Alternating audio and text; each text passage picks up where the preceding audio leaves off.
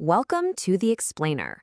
Today, we are diving deep into a question that is, let's be honest, on the mind of just about everyone in tech.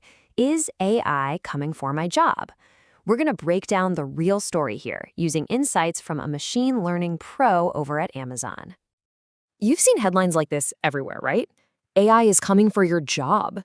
It's the kind of thing that's designed to grab your attention and maybe give you a little bit of anxiety about your career.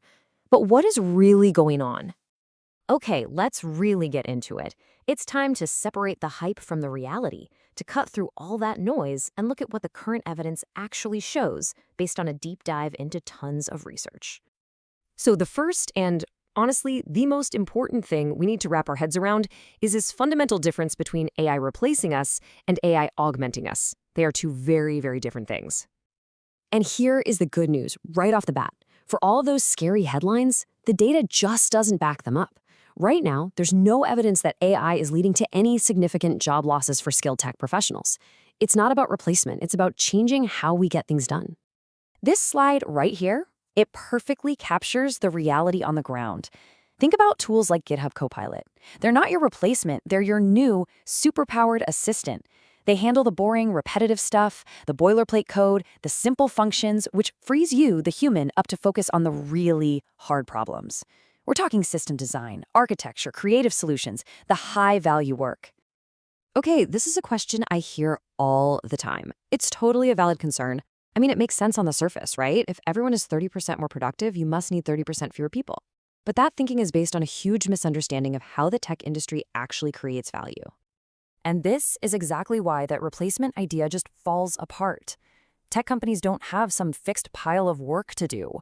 They have a basically infinite appetite for creating more value, shipping more features, and generating more revenue. The real bottleneck has never been the number of engineers. It's always been about how much a team can accomplish. So when a team suddenly gets way more productive, the company doesn't say, great, let's lay people off. It says, awesome, now what else can we build? So if we're not being replaced, how are our jobs actually going to change? What's this evolution really going to look like in the years to come? Look, this isn't going to happen overnight. It's a gradual shift. In the next 5 years or so, you can expect AI to get way better at all the routine stuff. Writing unit tests, cleaning up data, finding simple bugs. Then, looking out 10 years, we'll see more of these hybrid roles, where your job is less about raw coding and more about strategy and managing AI systems. And then, long-term, 20-plus years out, that's when the truly human skills, creativity, deep strategic thinking, ethical judgment, become more valuable than ever. You see, the job market isn't shrinking, it's transforming. We're talking about totally new career paths opening up that we're only just beginning to imagine. Things like AI ethics specialists or coaches who teach people how to collaborate with AI.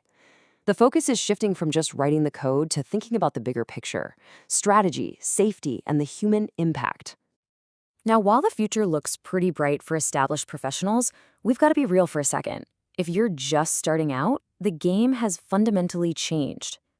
Yeah, according to the World Economic Forum, the news for newcomers is, well, it's sobering.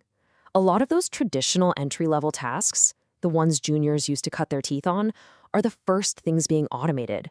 So now, the bar is higher. Companies expect you to hit the ground running with a much more advanced skill set. So what's the key to breaking in now?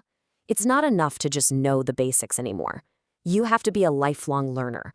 You have to be an expert collaborator. And you absolutely have to be a master of working with AI tools, not just using them. But here's the thing to remember. Tech careers are some of the most rewarding jobs on the planet.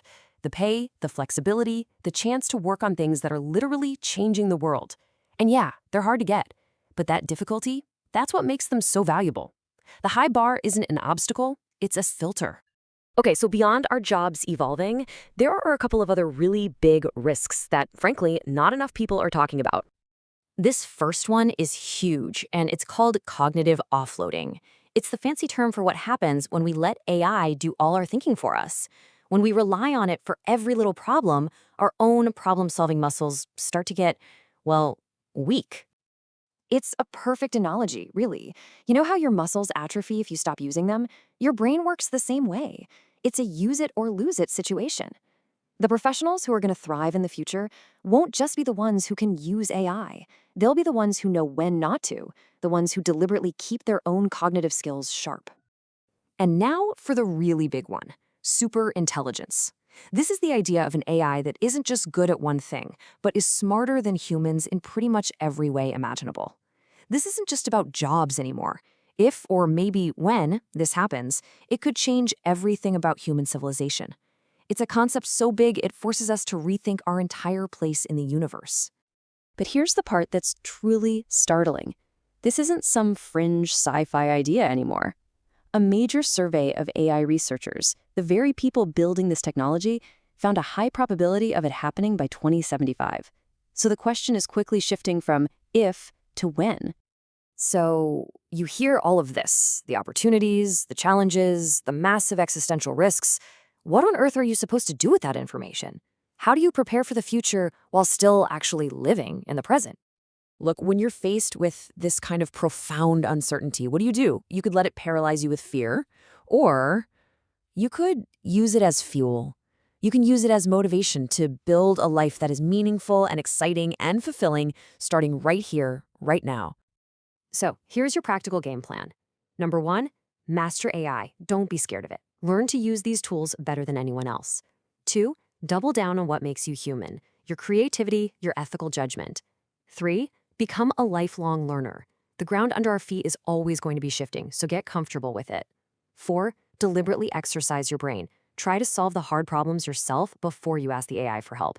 And finally, number 5, enjoy the process, enjoy the ride. Look, the future is coming whether we're ready or not. It's always going to be this moving target that we can't fully predict or control. So the real question, the only one that truly matters, is what are you going to do with the time you have right now? How are you going to live today? That's the one thing you can decide.